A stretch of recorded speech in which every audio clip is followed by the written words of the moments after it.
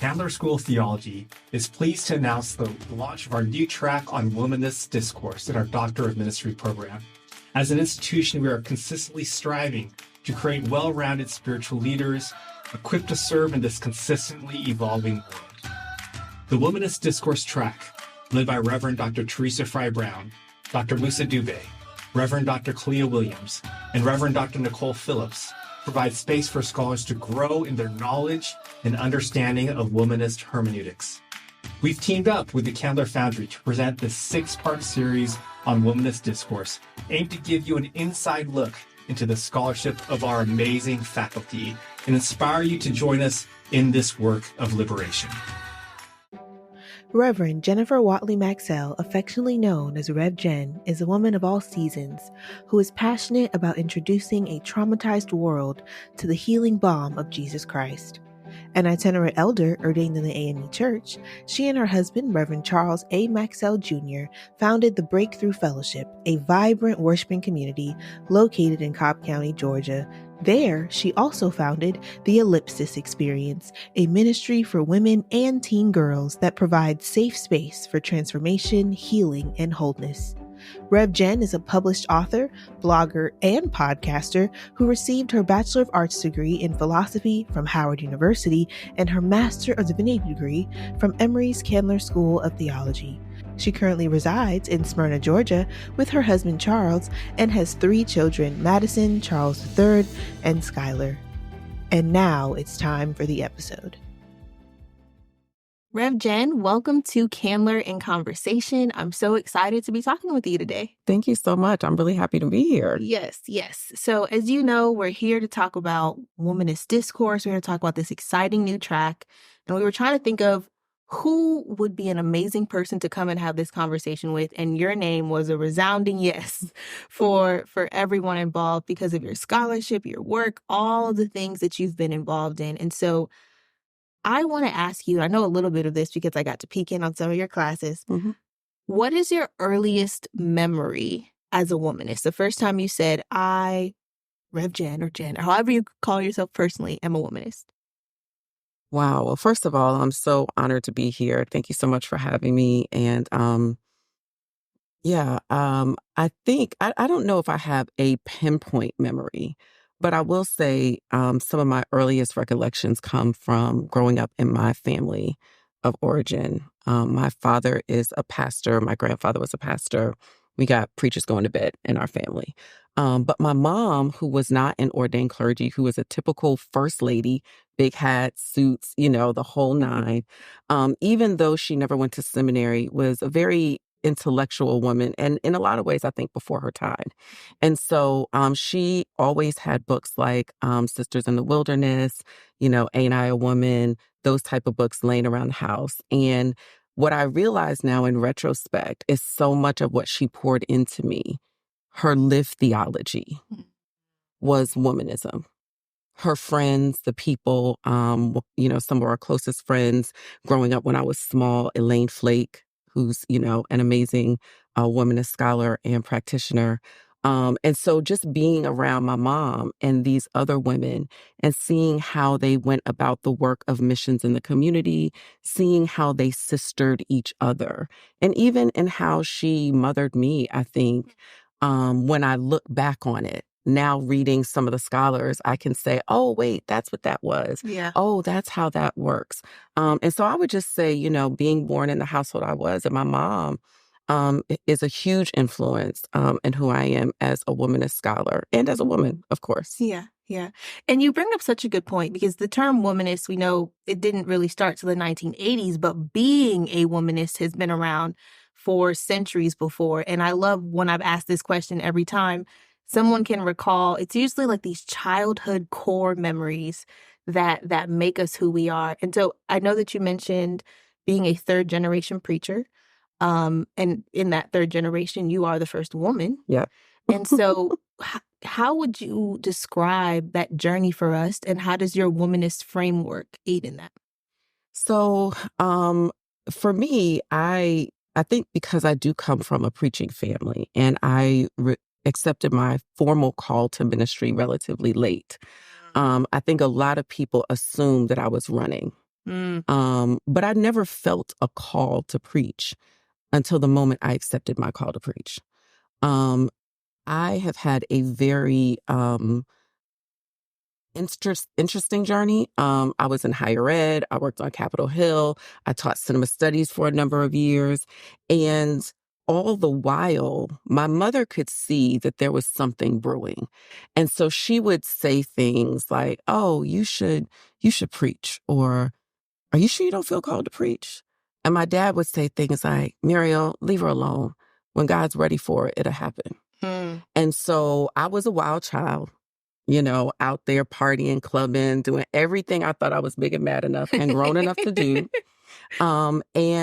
But through it all, again, looking back, I see how in every job I've had, every vocational moment, there was this undercurrent brewing. When I was at St. John's University teaching cinema studies, and I was a dean of student life there as well, one of the executive assistants on the staff used to say all the time, Jen, you should be a preacher. You should be a preacher. You're so inspirational. And what was funny about that was she was Catholic. So she had no framework for what we in the Black church call a preacher. And they had priests, so that wasn't even language that was native to her. But even she could see something in me brewing. And of course, I was like, they don't want me, they don't want me. But lo and behold, here I am. And what I will say is that, I grew up in a very supportive household. My father has always been very affirming of women in ministry. I never knew a time where there weren't women in ministry. Unlike a lot of people, I can't even name meeting or seeing or hearing my first woman in ministry. My first recollection is when I was young, there was a woman named Dr. Mary Watson Stewart. And she would come and do revival for us every year. And this was when you did 7-night revivals. And the guest revivalist would stay in your house. And so I was like maybe 4, 5, 6, early elementary school. And this woman would show up. And she was one of these ladies who makeup, hair. She would wear all these big rings on her fingers. And when she would come down to dinner, she would wear these beautiful caftans with all these, very grand. And she loved to shop. And so every day we would get up and we would go shopping. But at 12 noon, wherever we were, we would stop and go in a fitting room or find a little spot.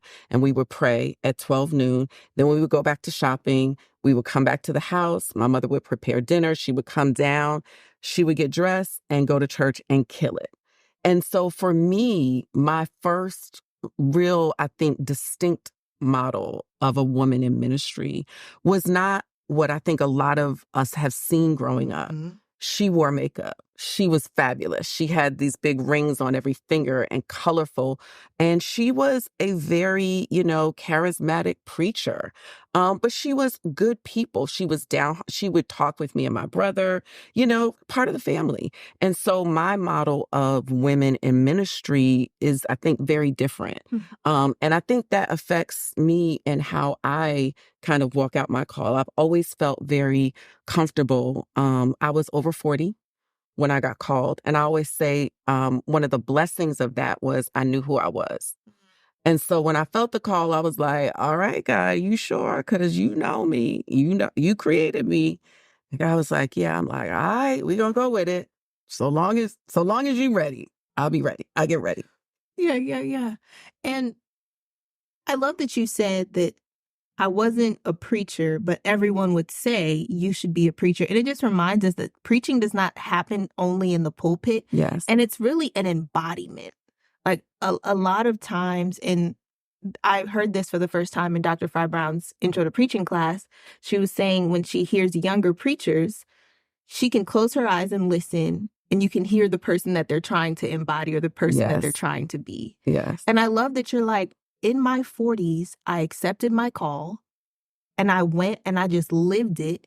And you just allowed, I would say you allowed God to use you in the fullness of who you are. And that's something that is difficult. It's something I aspire to do and aspire to be. So thank you for continuing to live the example and to tell the story.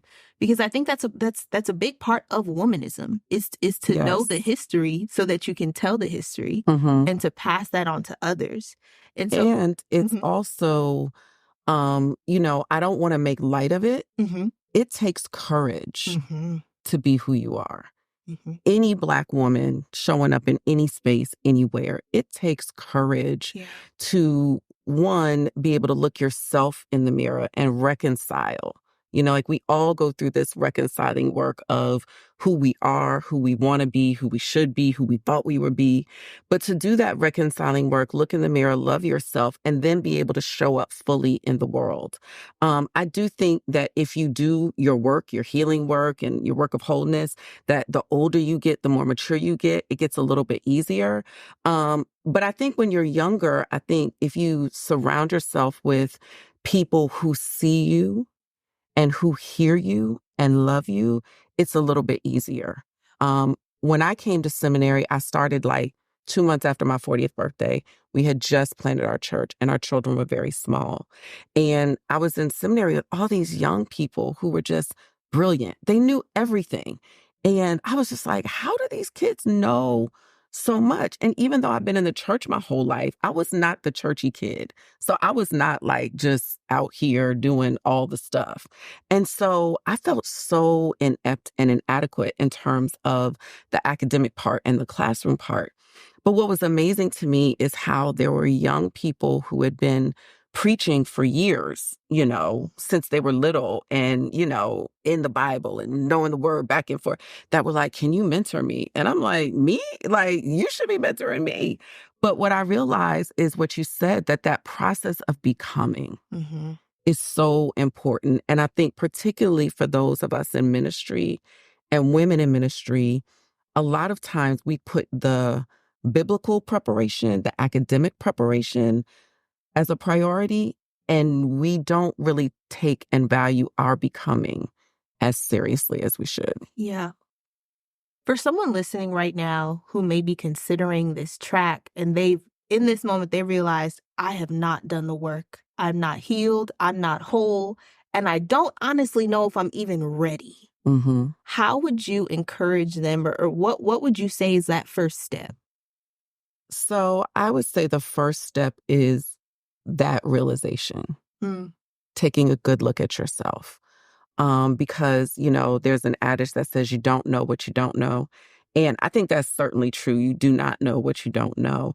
And for me, coming into seminary, like I had some really hard moments, particularly around the womanist circles that I was in, because there were a lot of women who came before me that went through a lot of challenges that, they bore scars. And a lot of us coming after them, we took the hits for the scars they bore.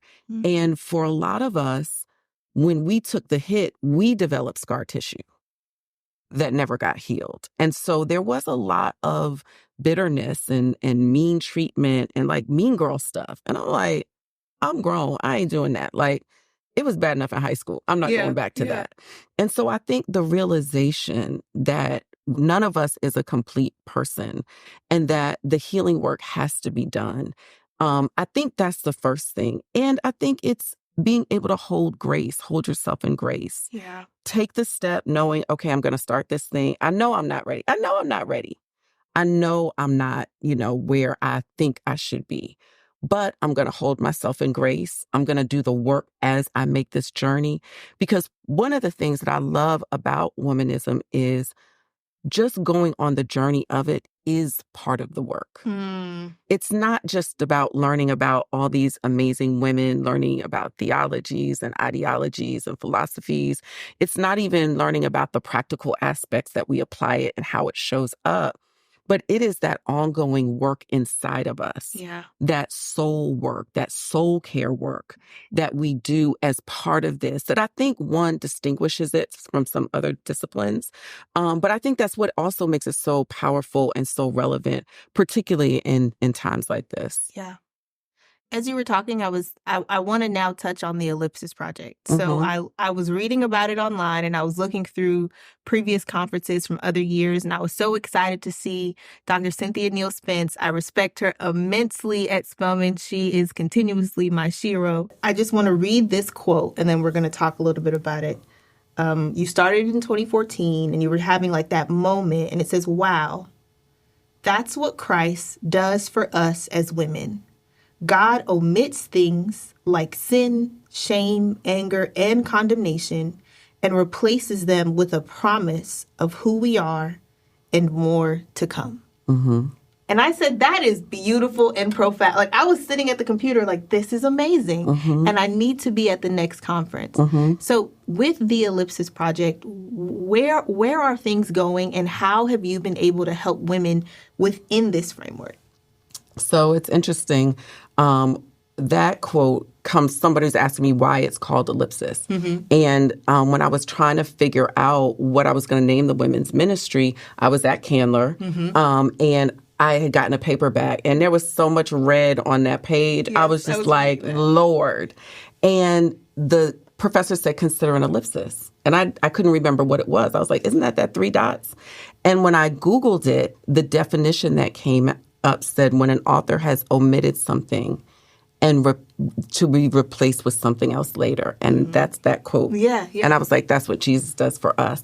And so with the Ellipsis Experience, my goal is all about transformation and helping us as women and teen girls to be the transformative agents that God calls us to.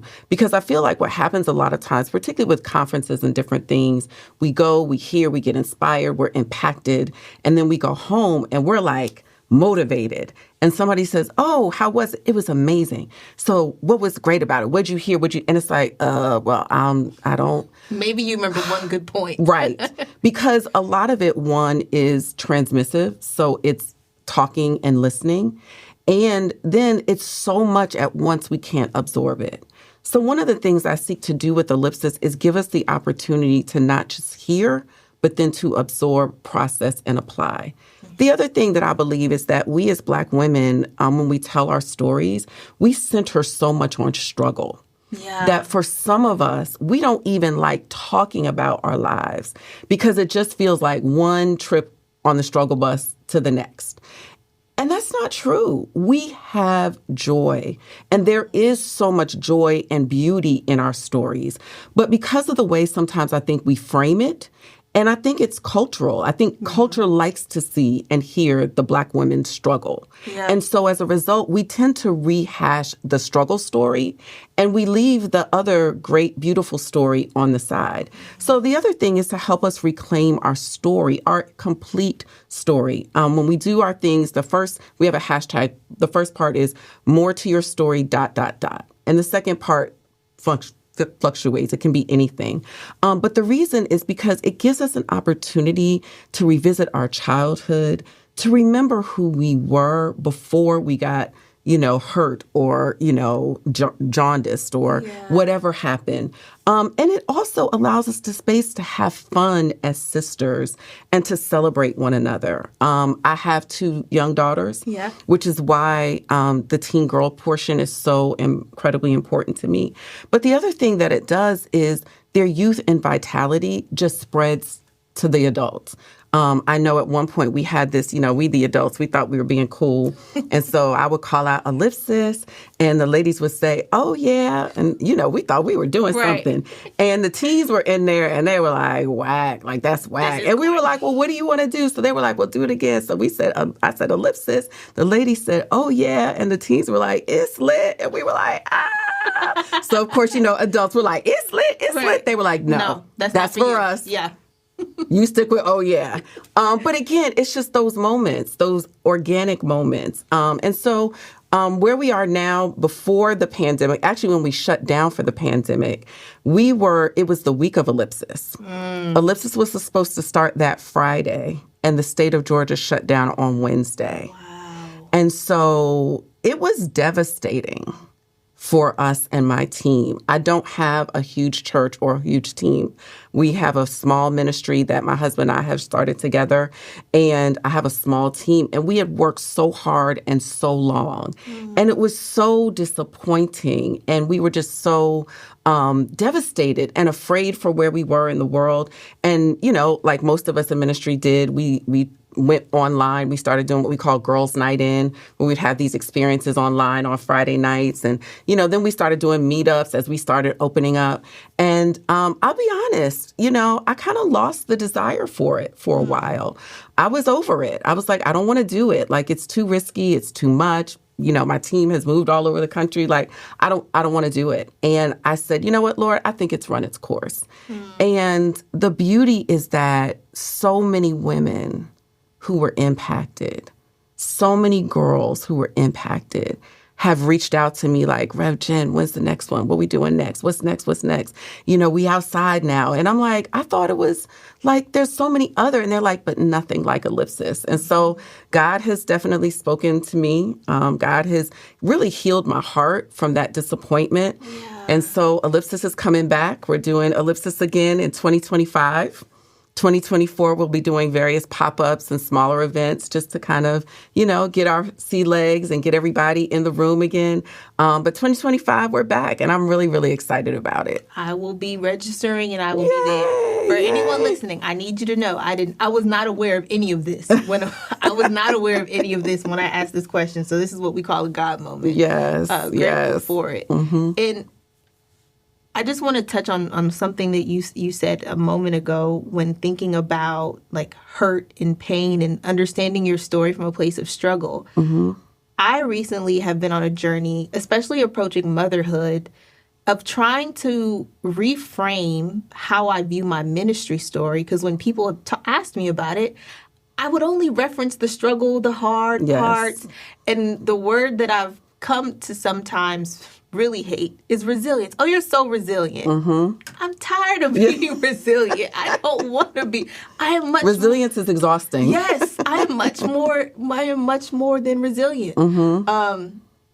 And I realized it became hard to accept those moments of joy. Even in my life moving forward, it became hard to accept moments of joy because then you're afraid of, when will the next thing, that disappointment, that heartbreak, like when will the next thing happen? Like when will the next thing come? And then now once again, I have to do this work. I have to do this rebuilding. And I think I was thinking of the words of Dr. Emily Towns when she's saying we can't live in the folds of our old wounds. Mm-hmm. Yes. And so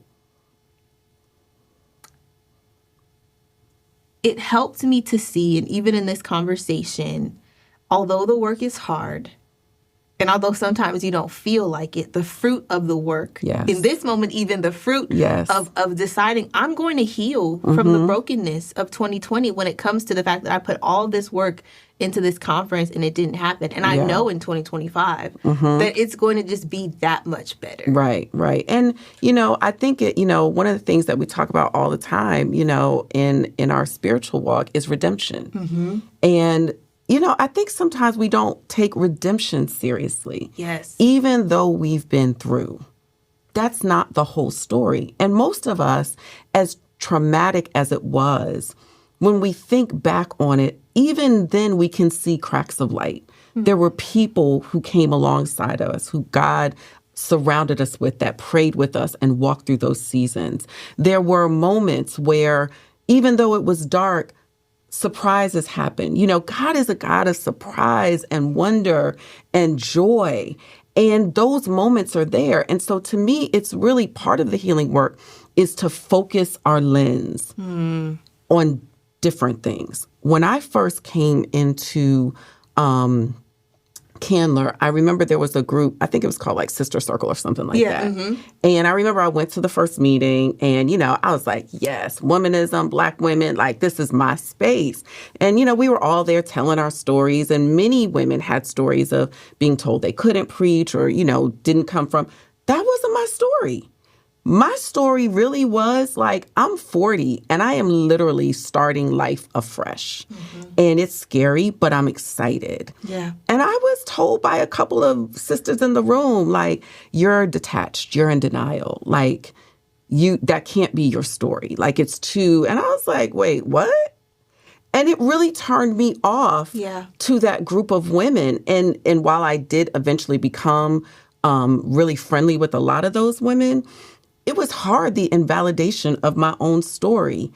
And it's not that I haven't had struggle, but it wasn't around that. Yes. My struggle is not related to ministry in that way. My struggles have been in other areas of my life. And so having sisters, Black women, invalidate or say that because my story at that time wasn't surrounded by struggle was really hard. And it was really a turnoff to me. And that's when I really started thinking like, wow, is this what we've become as Black women? Are we only these horrible, sad stories that we tell? I just went and saw Color Purple last night.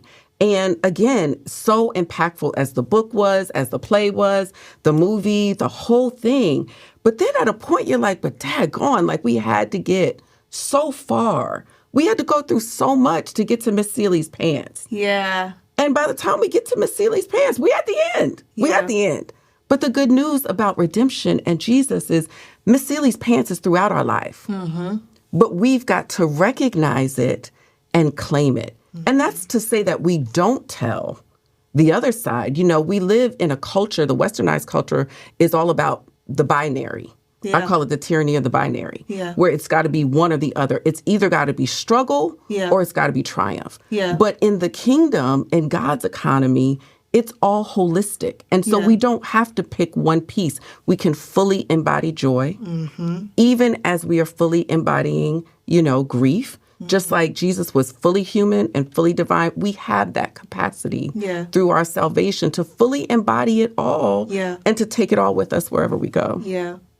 I started smiling once you said The Color Purple because I went and I watched it and I thought it was great. But my favorite part of the entire film is when Celie and Suge are talking and Celie's like asking, like, why would God allow this to happen and my babies to be taken and all these other things?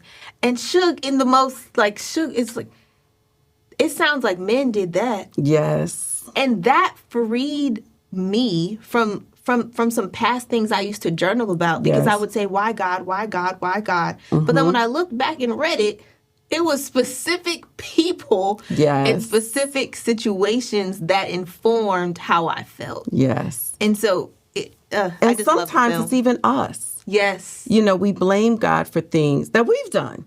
Like, I procrastinated. I knew I had this paper due. I knew I had this thing coming up.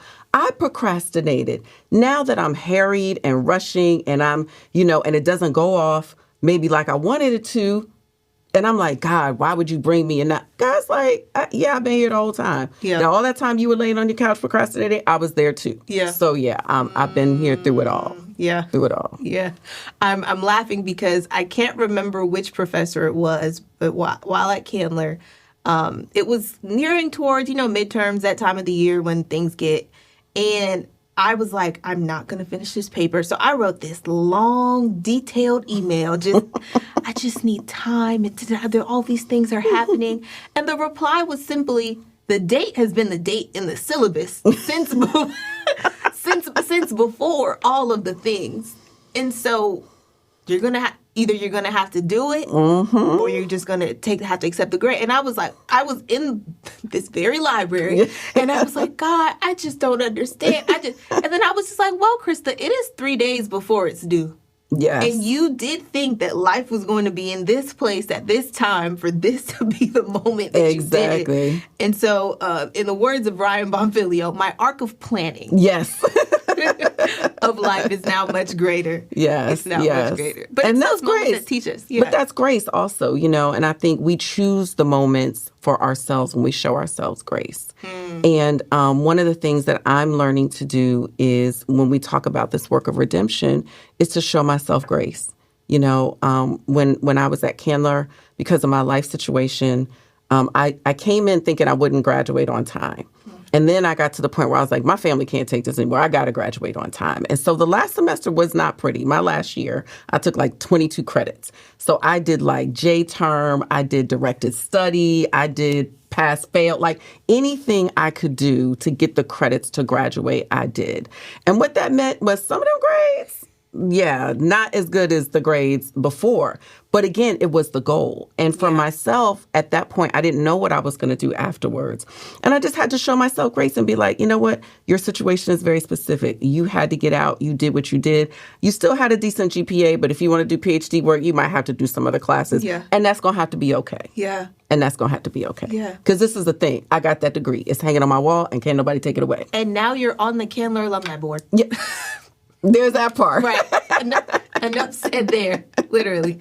Touching quickly on the Candler Alumni Board, launching this new track in Womanist Discourse, how do you think the institution of Candler has prepared itself for this pivotal moment in its history? So I think from when I came to Candler, I think when I look back, I was here from 2010 to 2013. And I think I was kind of in the first rung, I say, of a shift that Candler was making in terms of not just diversity in terms of the student body, but I think in terms of the faculty, in terms of thinking, and even I think in terms of vocation. For me, Con Ed, we had our part where we did the chaplaincy piece, which for me, I thought I was going to be amazing at. Not so much. I was like, oh, yeah, I suck at this. That's not my area. Moving on. I'm not going to do that. But then, the second part, there was a much wider arena and ways that we could apply our contextual education. And so I did it at the Lovett School, which is a private school here in Atlanta, which is something that probably would not have been able to happen before. I think in some of the people that they have chosen to put on the faculty and some of the people that have leadership, as we know, when we show up in rooms, it's just not our personhood that we bring. We bring our hearts. We bring our depth of thought. We even bring our praxis in how we teach and how we do. And so one of my mentors, Dr. Teresa Fry Brown, she was here. And having her here at Candler, she's an atmosphere shifter. Yes, she is. And, when I was here, Luther Smith was here, introduced me to the theology of Howard Thurman. Again, another atmosphere shifter. Greg Ellison, So all of these people that have been here are people who are not just faculty in the traditional sense of the word, but they are people who are grounded in the community. They are grounded in the spiritual world. Yeah. And they are grounded in Black culture, not just locally, but globally. Yeah. And so bringing all of that experience, bringing that atmosphere shifting power, Noah Erskine and all of his, there's so many people here. And I think a lot of people, when they really start looking at Candler, they're actually kind of surprised to see, who's here and the work that is being done. I think the other thing is it's not just the people of color who are here, but some of the other faculty members who, again, are here, who are centering work that is affirming and upholding work that is being done in other segments. When I came to Candler, I'm AME ordained. And so, Black church experience, pretty conservative. My mind was blown in a lot of ways. Candler was much more progressive and much more liberal than I anticipated. And there were a lot of awkward moments of learning for me. But what it has done is it has given me a really broad framework. It has literally expanded my mind. It has expanded my understanding, my language that I use. And so I think that this work has been done over time. The other thing is, I think when you look at a lot of the endowments that we've had, some of the grants we've gotten, the philanthropic community has been very supportive of Candler as we've made these small changes across the board. And so I think when you look at what is actually coming into existence now in the physical realm, there has been so much that has been happening for years and years and years to lay the groundwork. And, I'm just excited to see it all. I love Candler. I had an amazing experience. I grew so much here, and I'm constantly trying to get people to come to Candler. And so being on the alumni board and being able to still have, a foot in the room, and be able to still be on campus, it's just been amazing. And I'm really, really excited for a lot of the things that are coming up now. Yeah. And you framed that so perfectly. And I hope someone who's listening is like, yeah, I need to be here too. Yeah. So with the podcast, we always want to be practical. We like to leave people with enough that they can start doing that work for themselves. Mm-hmm. So you kind of said it the earlier that if someone were to listen, that first step is that realization. Mm-hmm. So after you have realized where you are, what are 2 other things that you would tell someone to kind of start that personal work so that they can approach Womanist Discourse, this track, or even just being a student at Candler in general? So one of the things I say all the time is free people, free people. Mm-hmm. And I think that there's so much that the word has to say about healing and wholeness and spiritual and physical bondage. And I think once we come to the realization that we've got some issues, we've got some spots that need to be healed, get the people who can help you with that. So whether that's a therapist, whether that's someone like myself, I do spiritual discernment work, to do that work. Whatever it is that is, get those people who can help you with that. Mm-hmm. I love, preachers, we say it all the time, if there's something wrong in your body, you just don't walk around with a broken leg saying, let's pray over it. Right. You go to a doctor, you have it reset, you put a cast on it. Right. And I think that work is really important. And it doesn't necessarily have to just be, clinical people who are trained. Sometimes it's the good girlfriend that listens really well, that can help you unpack and process and reframe some of these things that can be so healing. The second thing I say is get in your word. One of the things that I have learned as a practicing pastor is that you can only be as strong as your devotional life. And when we are in school, it's so hard because there's so much going on. And what I've learned is in moments of my life when it's been particularly loud and busy and so much going on, even just having the Bible app on my phone and doing a couple of plans, it doesn't seem much. It's just a couple of minutes. But even if I have to distill it down, so I'm not doing that deep tearing work, but just make sure that every day you are in your word, that you are praying, that you are working on that part, because that's the part I believe more than ever. God can heal things in ways that don't even make sense. Mm-hmm. Something that was bothering you yesterday, you pray on it, you meditate, you read in scripture. Next thing you know, somebody said the same thing. You don't even hear them. Yeah. Because God has healed something that you didn't even realize that was going on, because God don't need our permission. God just does it. And so I would say that, getting the right people around you that can help you and support you, and then really, really, really being grounded in your word as you are going forth are, I think, the 2 best places. And I think a lot of times the easiest places to start that we often look over. Yeah.